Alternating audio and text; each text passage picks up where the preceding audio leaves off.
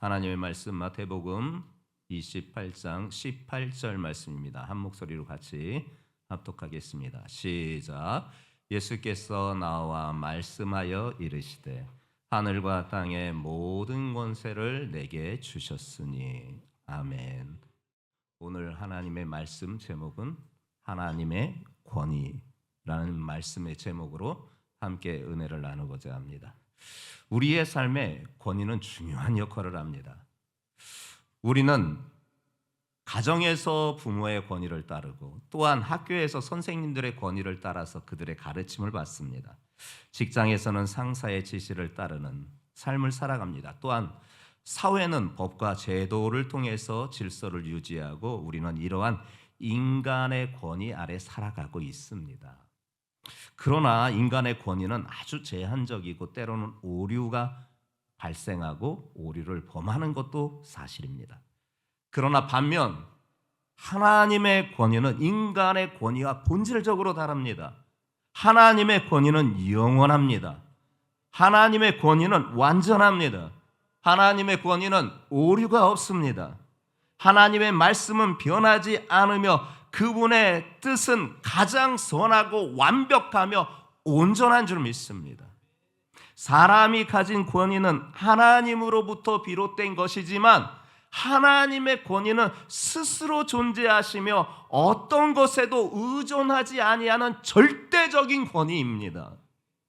하나님의 권위는 창조주의 권위이시며 온 우주를 다스리는 주권적인 권위이십니다. 우리는 사람의 권위와 이 하나님의 권위를 오늘 비교해 가면서 하나님의 권위가 얼마나 중요한 것인지, 그리고 그것을 통하여서 우리에게 무엇을 요구하고 계시는지를 함께 말씀을 통해서 살펴보려고 합니다. 그 첫 번째가 하나님의 권위는 절대적이라는 것입니다. 같이 한번 따라해 보겠습니다. 하나님의 권위는 절대적이다. 하나님의 권위는 절대적이다. 이 말씀을 여러분들에게 소개하기 위하여서 창세기 1장 1절의 말씀이 우리에게 이 일을 알려주고 계십니다. 창세기 1장 1절 말씀을 함께 합독해 보겠습니다. 시작. 아멘. 여기서 세 부분으로 나눌 수가 있습니다. 먼저는 태초에라는 표현입니다. 태초에라는 이 표현은요, 시간의 시작을 의미하는 것입니다. 이것은 하나님께서 시간과 공간을 초월한 존재임을 나타내고 있다라는 사실입니다. 시간의 시작 위에 계시다라는 거예요. 그분이 시간의 시작을 그분이 선포하시고 계시다라는 거예요. 그러니 그분은 시간과 공간을 초월한 존재인 것이 바로 이 태초에라는 이 첫 단어를 통해서 우리가 알 수 있는 것입니다.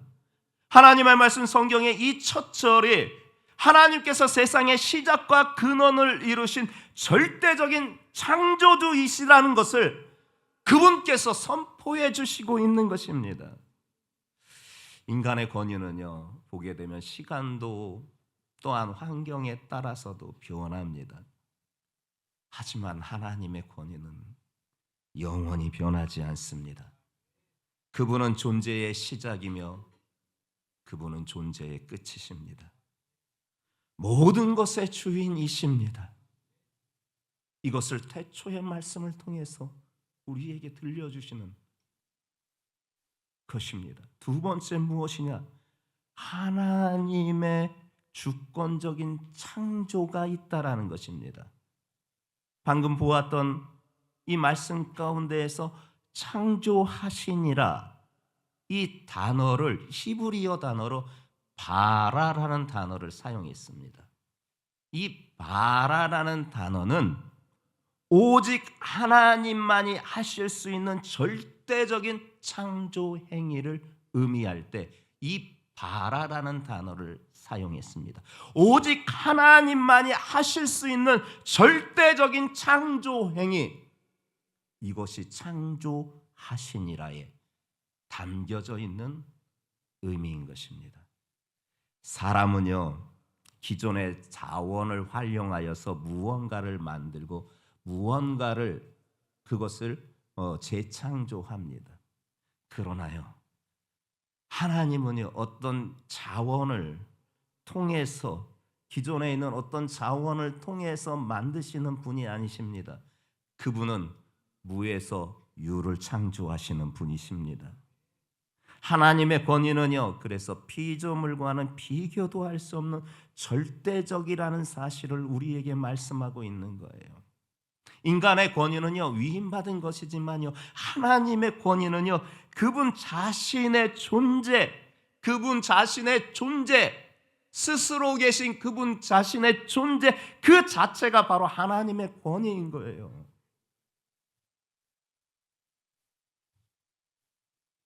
그리고 또 하나를 의미하고 있습니다. 모든 것이 하나님께 속해 있다라는 겁니다. 그것이 하나님이 천지를 창조하시니라. 이 말씀 안에 담겨져 있는 의미인 것입니다. 세상의 모든 것은 그분께 속해 있음을 분명하게 말해주고 있는 것입니다. 인간은요, 자신의 힘과 능력으로 세상을 지배하는 것처럼 보이지만 결국 모든 것은 하나님의 손에 달려 있는 것입니다. 따라서 인간의 권위는요, 하나님의 뜻을 따라서 행사되어야 하며, 하나님과 분리된 권위는 참된 권위가 될 수가 없는 것입니다. 하나님의 권위 위에 위임받아서 인간의 권위가 세워질 때 그것이 바로 하나님의 뜻을 이루어가게 되는 것이에요. 모든 것은 하나님께 속한 것이에요. 모든 권위는 하나님께 속한 것이에요. 그러므로 성도들이여, 우리는 하나님의 절대적인 권위를 인정해야 합니다. 우리는 종종 인간의 권위를 절대적으로 여겨서 세상의 권력과 제도를 의지할 때도 많습니다. 그러나 성경은 하나님만이 유일한 창조주이시며 그분의 권위가 절대적이라는 것을 분명하게 우리에게 말씀해주고 있습니다. 그래서 성도의 삶은 하나님의 말씀을 최우선으로 하는 것입니다. 그리고 그분의 뜻에 순종하는 삶이 바로 그분의 절대적인 권위를 인정하는 행위인 것입니다. 잠언 3장 5절부터 6절에 잠언 기자는 우리에게 이렇게 교훈하고 있습니다. 너는 마음을 다하여 여호와를 신뢰하고 네 명철을 의지하지 말라. 너는 범사의 그를 인정하라. 그리하면 네 길을 지도하시리라. 우리의 삶은요, 하나님의 말씀을 최우선으로 하는, 그리고 그분의 뜻에 따라 순종하는 삶을 통하여서 하나님의 절대적인 권위, 하나님의 절대적인 주권, 하나님의 절대적인 권세를 인정하는 것이에요. 여러분들의 삶을 그분께 맡기셔요. 그분을 범사에 인정하셔요. 그러면 그분께서 내 길을 반드시 지도하여 주실 줄 믿습니다. 지도하는 자가 참 중요하더라고요. 소경을 지도하여 길을 안내하면요, 둘 다 헛발딛고 때로는 구렁텅이에 빠지기도 하고 때로는 웅덩이에 빠지기도 하고 때로는 도랑에 빠지기도 하고 돌에 걸리기도 하는 것이에요. 그러나 우리의 길을 인도하시는, 우리의 길을 지도하시는 하나님, 그분을 인정할 때 그분께서 우리 앞에 놓여있는 그 웅덩이, 돌뿌리 하나도 부딪히지 아니하게 그분께서 인도하여 주시는 줄 믿습니다. 이와 같은데도 우리가 하나님의 그 말씀을 최우선으로 삼고 그분의 순종하는 삶을 살아가지 않겠습니까? 그리하다면 우리는 하나님의 절대적인 주권을 인정하지 않고 있다라는 사실을 잊지 마시기 바랍니다. 하나님의 절대적인 권위 아래 우리는 순종의 삶을 살아가는 것입니다. 하나님의 창조주 되심을 인정한다 하면 우리는 그분의 말씀을 따라가는 삶을 살아가는 것입니다. 여러분, 하나님의 말씀 성경은요, 단순히 여러분들의 인생에 어떤 조언을 주기 위한 말씀이 아닙니다. 하나님의 절대적인 권위가 있는 말씀이 바로 이 성경인 것입니다. 단순히 여러분들의 인생에 어떤 조언이나 얻으려고 하는, 교훈이나 얻으려고 하는 그런 책이 아니라 하나님의 절대적인 권위가 살아있는 그분의 말씀인 것을 믿으시기 바랍니다. 그래서 우리는 이 하나님의 말씀 성경을 얼마나 그렇게 소중하게 여기는지 이루 말할 수가 없습니다. 여러분들 손에 놓여있는 이 성경이 얼마나 소중하고 우리를 얼마나 하나님의 뜻 안에서 우리의 길을 밝히고 인도하시고 지도하시는지 아십니까? 그런데 이 말씀을 뒤로 한 채 다른 것에 인생에 참고를 하고 참조를 하고 지도를 받는다 하면 어찌 바른 길을 갈 수가 있겠습니까? 우리 성도들은 하나님의 절대적인 권위가 살아있는 이 성경을 여러분들의 인생의 가장 소중한 보물 중에 보물로 여기면서 그 말씀을 따라 살기를 예수님의 이름으로 도전드립니다. 우리의 생각과 감정보다 하나님의 뜻을 먼저 우선하고 그분의 말씀에 순종하는 우리 신앙의 자세가 참된 주님께서 원하시는 바인 줄 믿습니다. 이전의 신앙의 선배들은요, 주님의 부르심을 받고 이 땅을 떠날 때 자녀들에게 유언으로 남긴 것 중에 하나가 무엇이냐? 물론 신앙생활 잘하고 나중에 천국에서 만나자 하는 그런 유언도 남기지만 내가 보았던 손때 묻은 그 성경을 나의 관에 같이 묻어다오. 그렇게 많은 우리 신앙의 선배들은 자신이 보고 있었던 그 하나님의 말씀 성경을 얼마나 소중하게 여기는지 너덜너덜해졌음에도 그리고 얼마나 침을 발라서 넘겼는지 그 성경의 페이지마다 누렇게 변색이 되고 헤어져 있음에도 불구하고 그것을 못 버리고 자신의 임종의 유언으로 내가 본 그 성경을 나와 함께 묻어다오 하지 않습니까? 이번 주 수요일 날 디모데후서 4장 후반부에 있는 말씀을 통해서 보아도 사도 바울이 디모데에게 마지막 개인적인 요청을 하는 내용이 담겨져 있는데 그 내용 가운데 무엇이 있느냐? 내가 입고 다녔던 외투를 나에게 좀 가져와 다오. 그리고 또 하나가 무엇이냐? 내가 보았던 가죽에다 쓴 책, 즉 성경입니다. 그 성경을 꼭 가져와 다오. 이 디모데후서는 사도 바울의 14권의 서신서 가운데 그가 순교하기 바로 직전에 쓴 마지막 서신서거든요.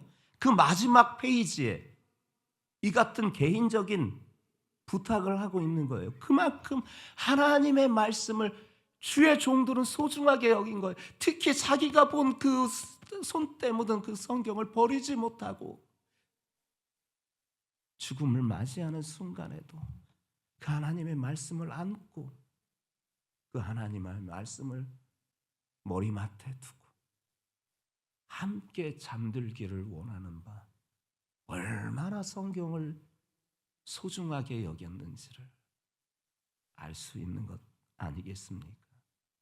성도들이여, 하나님의 절대적인 권위가 살아있는 이 하나님의 말씀 성경을 가장 사모하는 우리 성도들 되시기 바랍니다. 인간의 생각과 인간의 감정과 인간의 조언 아무것도 아닙니다. 그것은 하나님의 말씀과는 결코 비교할 수 없는 것입니다. 하나님의 말씀이 우리 인생의 절대적인 가치를 가지고 있는 것임을 여러분들이 늘 인정하고 선포하면서 소중히 사랑하는 우리 성도들 되시기를 예수님의 이름으로 축복합니다. 세상의 권위보다 하나님의 권위를 또 신뢰하십시오. 사람은 종종 세상의 권위를 두려워합니다. 그래서 세상의 기준에 맞춰서 따라가기도 합니다. 그러나 하나님의 권위는 인간의 권위를 추월합니다. 다니엘 보세요. 그 세 친구들과 더불어서 바벨론 왕의 그 서슬퍼런 명령보다도 하나님의 뜻을 우선하는 신앙을 지킴으로 하나님께서 그들을 보호하여 주시지 않았습니까? 세상의 권위는 두렵습니다. 그것을 따라 살기도 해야 하나 그런 세상의 기준보다도 하나님의 권위를 인간의 기준보다도 인간의 권위보다도 더 초월한 역사로 여러분들이 인정하고 그 말씀을 따라 살아갈 때 하나님께서 여러분들을 보호해 주실 줄 믿습니다. 우리는 세상의 가치관보다 하나님의 말씀을 더 신뢰합니다. 그리고 그분의 말씀을 믿음으로 따라서 살아가기를 오늘 다시 한번 여러분들에게 결단의 시간이 되시기를 예수님의 이름으로 축복합니다. 근데 이 하나님의 권위가요, 누구에게 그것이 위임되었는가? 오늘 우리가 함께 읽었던 본문을 통하여서 바로 예수 그리스도를 통하여서 하나님의 권위가 왔다라는 것을 말씀해 주고 있습니다. 자, 오늘 본문 18절 말씀 함께 다시 합독해 보겠습니다. 시작.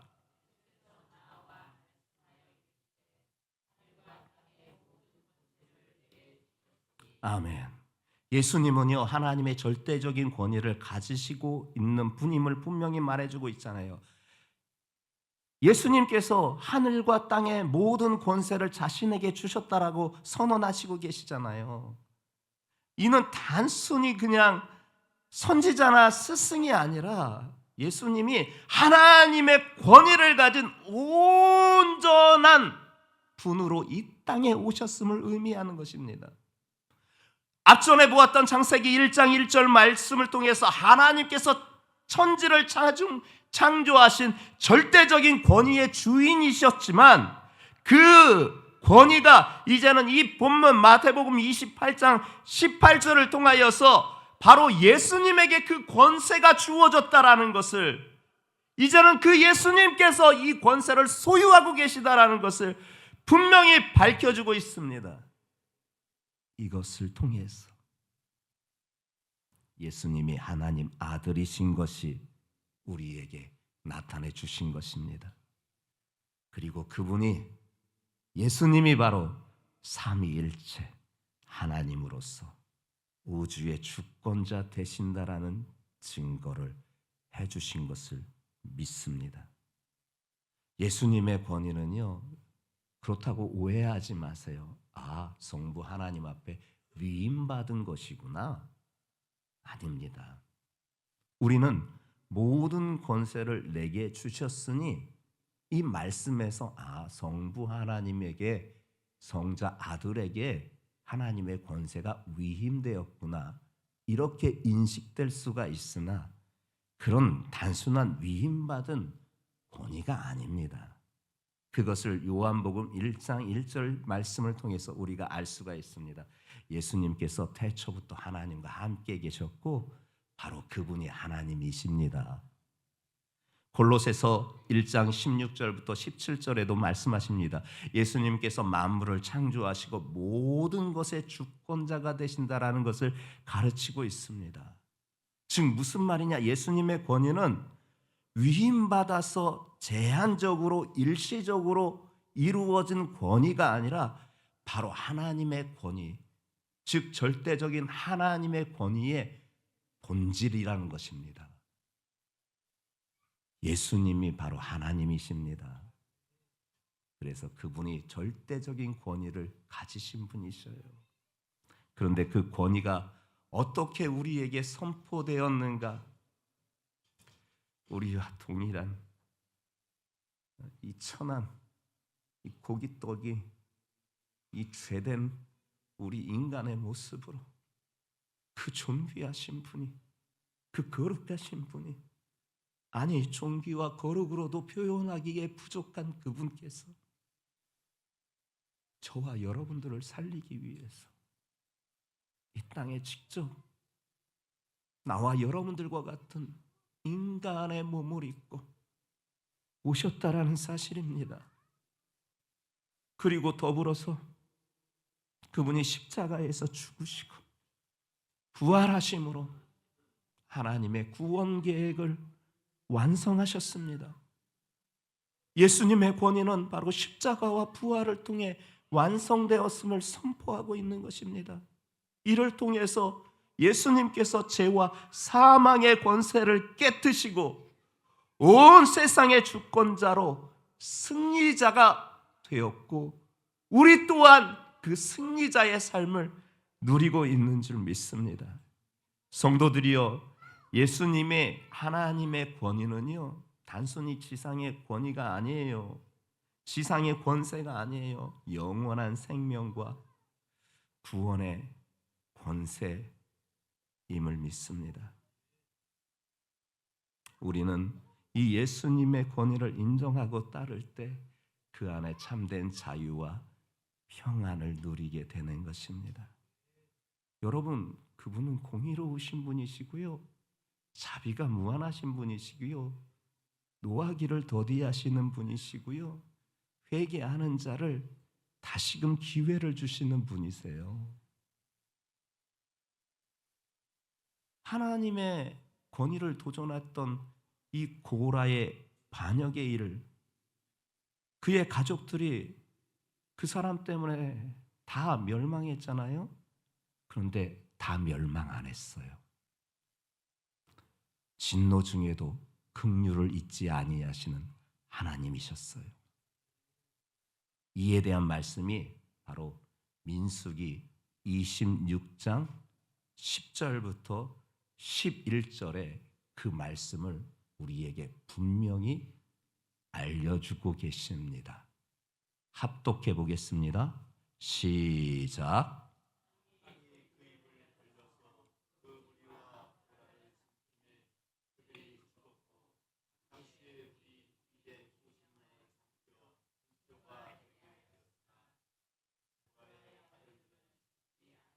아멘.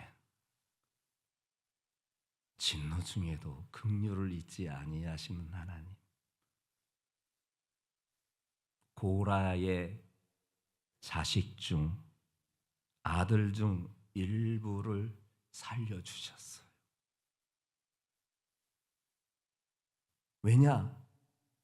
그의 자식들 일부가 회개의 기회를 얻었고, 그래서 하나님의 심판에서 살아남았던 거예요. 그리고 이 고라의 자손이 어떻게 됐는 줄 아세요?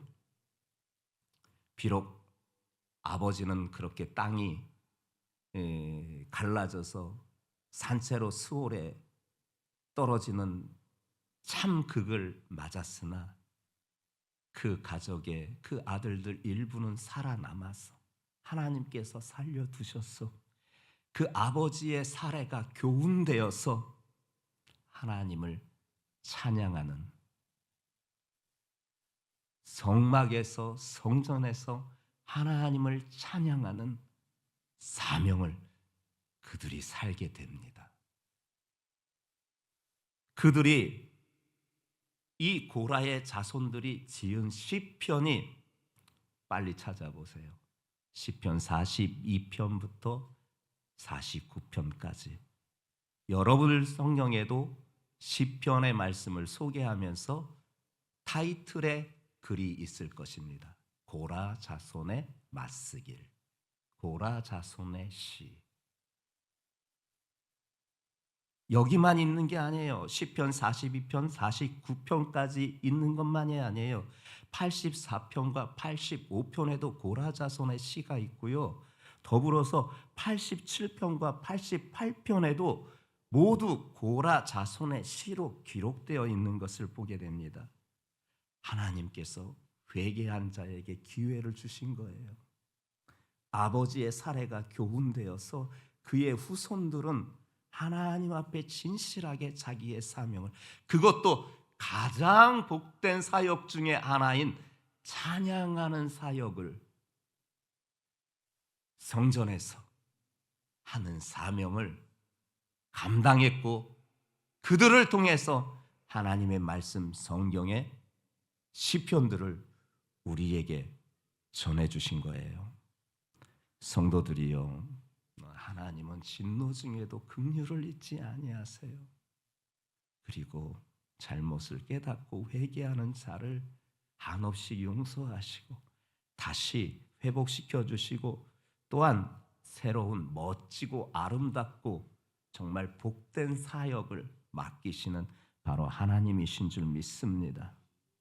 한때 하나님을 대적하는 삶을 살았더라도 회개하고 돌아가기만 하면 하나님은 회복시켜 주십니다. 하나님 대신 예수님은 변함없으십니다. 그분의 뜻은 반드시 이루시고, 또한 우리는 그분의 권위 앞에 그래서 겸손하게 순종하는 삶을 살아가는 것입니다.